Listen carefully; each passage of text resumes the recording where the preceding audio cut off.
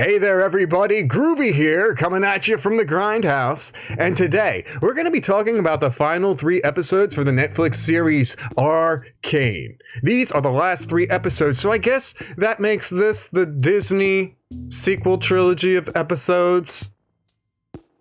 Anyway, let's get right into the review and let's talk about where were Vi and Kate at the end of episode 6 and at the beginning of episode 7. And Vi and Kate were actually captured by the Firelights. And I kind of hypothesized that the Firelights are going to be led by Echo. Again, I don't know anything about this game, but I did see that it was an important character that was in the cast, so I kind of just put 2 and 2 together there. And yeah, man, they were definitely saved by Echo, who was kind of living underground with some of the other people and stuff like that, trying to stay away from the seedier elements of what's been happening to Zaun's Undercity while Silco is expanding his criminal empire over the years, right? Now, Jinx, or Powder, whatever you want to call her at this point, she is pissed off because she lost the chance to actually get back at Caitlyn, who she's kind of projecting wrongfully to be like a surrogate sister to Vi, which makes her hate her because she views Caitlyn as her replacement. So now she's kind of obsessed with killing Caitlyn as well. And we get to see Caitlyn trying to work their way back to the upper city to tell the council members in Pit Lover, or Piltover, what's going on, what is actually happening down there at the surface, and what's actually affecting the people in the Undercity. In the meantime, Jace decided to close off the Hex Gate access and also pretty much access to the upper part of the city to Piltover to Zaun to try to keep all of these attacks contained to the Undercity so there's not more damage in the fancy parts of town. And I have to say, this show definitely pushes a lot of different buttons with all of the different characters, right? We get to see complex characters and we get to see their motivations and what kind of pushes them towards their decisions. And that is what makes great storytelling. It's fantastic. The main characters in this are all kind of torn with kind of different aspects and different conflicts and stuff like that. I love it. Like, so many of them have different shades of good and evil in them. I feel like it's fantastic, especially with Silco. Silco is a great character. We get to see what he's doing, expanding his criminal empire and dealing with some of the people that think that maybe by letting Jinx take care of all this stuff, that he's starting to let things slip, right? That maybe he's not in the best frame of mind to be in charge of the criminal elements of the Undercity, and they try to make a move on Silco, but Silco outsmarts them for the first time in this trilogy of episodes, and probably not the last time, but we'll get to that later. This all leads to a huge confrontation on the bridge as Kate and Vi and Echo are trying to make it through the blockade with the Hex Gem to get it back to the council, and they get stopped by the corrupt guards that are on the bridge that aren't going to let that pass. And Jinx picks this time to attack, not only to get the Hex Gem, but to also maybe get her revenge on Caitlyn as well, which leads to a bloody battle between Echo and Jinx, which leaves Jinx pretty much on the brink of death. It nearly kills her, and Echo is gravely injured as well. But luckily, Vi and Kate make it back to the upper city, back to Pit Lover, or Piltover, and they're able to let the council members know exactly what's happening, but they still don't have the Hex Gem because Jinx does still have the Hex Gem, even though she has been recovered by Silco, who takes her to Singed to try to get him to revive her, to try to save Jinx, because Silco really does care about Jinx. And again, I believe it's a father-daughter kind of relationship, but sometimes it's a little bit weird, and it seems like it might be a little bit more than that, but they're not blood related. He's just a lot older to her, then it makes it a little bit creepy, right? But as we start to move through the story, we see the council members really don't care about what's going on in the Undercity as much as you think they would, and we start to see that Mel has been pushing Jace to try to produce these hex weapons and advance the technology so that it can be co-opted by her family and her kingdom or continent or her country, so they have more advantages in their ongoing wars between their local rivals, whatever in the region that they're in. And it turns out that Mel is actually exiled from her family's country because her freewheeling political ideas of maybe not murder all of our neighbors at the first inconvenience or opportunity was a little bit too new school for them. They're like, we got to get her ass out of here. You want to be a fancy pants uptown girl? Go uptown to your uptown world.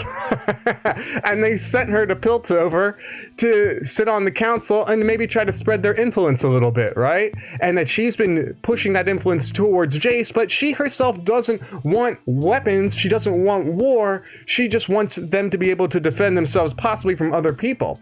And Jace is totally Iron Manning it up at this point. He's got his shirt off. He's pumping the iron. He's ready to start forging weapons and start taking the battle of defending Piltover to the city of Vaughn if need be, even though Jace doesn't want all-out war either. Most of these characters don't, and that's one of the things that I love about this. There are some of them that are pushing agendas, but there are some of them that are just there trying to survive, and there are a lot of them that are all trying to do the right thing in their own way. But of course, none of this works out because there are so many elements at play here when Jace does finally decide to go into the Undercity to spread his authority and see for his own eyes exactly what's going on.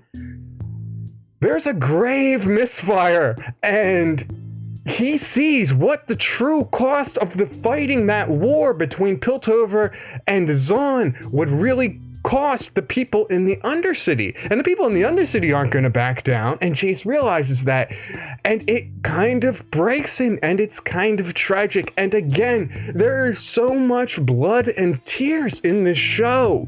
So many different elements, and trying to present a full range of perspectives and things like that, that kind of explain how this affects different people, or how different people are going to react this, or how different people are going to try to benefit from this. It's fantastic in this show. And meanwhile, Victor is undergoing his own tragic transformation as he tries to use a combination of Shimmer and his Hex technology, using that Hex core that they've built. A lot of Hex cores and gems going on in this show.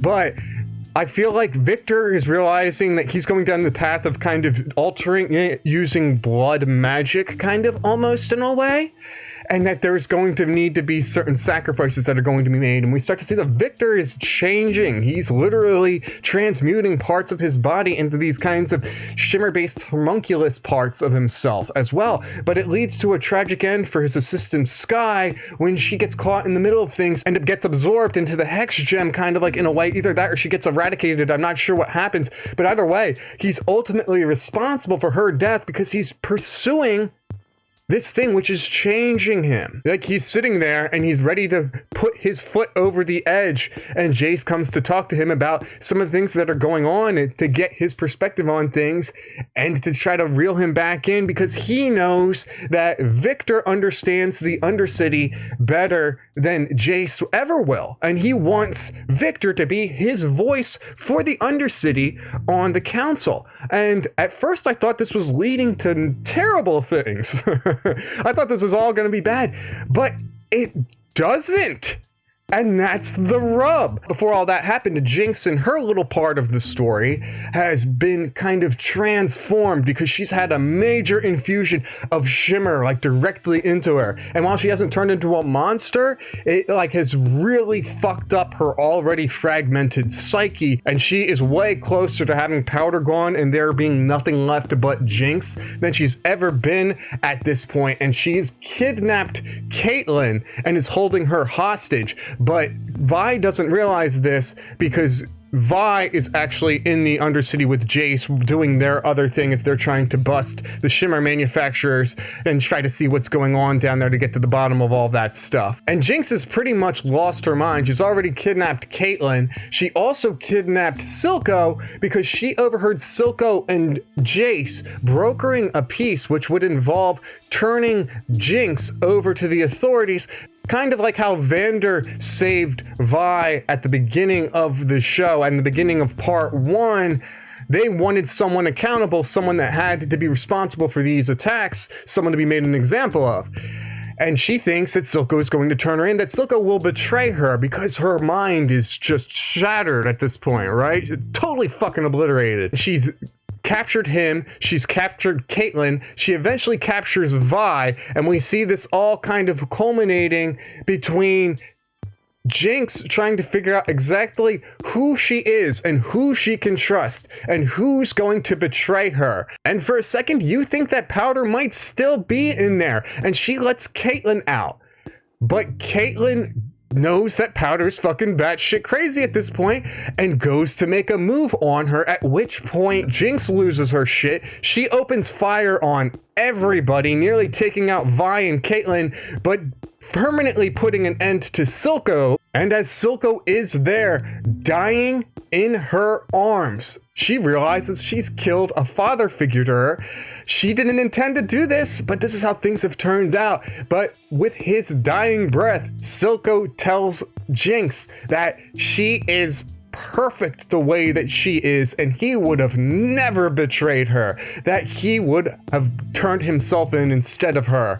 And it was just such a great way for that character to go out, because you think for a second that Powder is going to come back, that maybe she can be saved, but with his dying breath, that Weasley bastard curses her into thinking that he was right, he was the only one that really cared about her, and has cemented that in her mind with his dying breath. And she goes out to do one act of just emotional outburst from all the pain and the confusion and torrent in her head, that she turns her weapon into a hex weapon using the hex gem and fires a blast off into the night sky in this beautiful scene.